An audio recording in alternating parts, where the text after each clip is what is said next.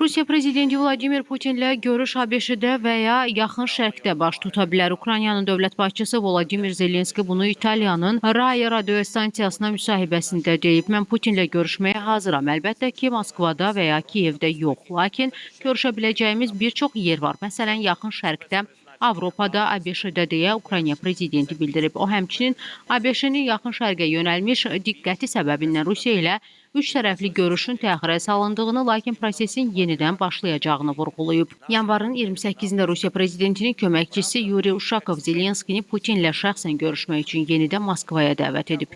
Diplomat Moskvanın Zelenskinin təhlükəsizliyini təmin etməyə hazır olduğunu bəyan edib. O həmçinin qeyd edib ki, Moskva heç vaxt Putinlə Zelenski arasındakı əlaqələri rədd etməyib, lakin bu əlaqələr yaxşı planlaşdırılmalı və nəticəyə yönəlməlidir.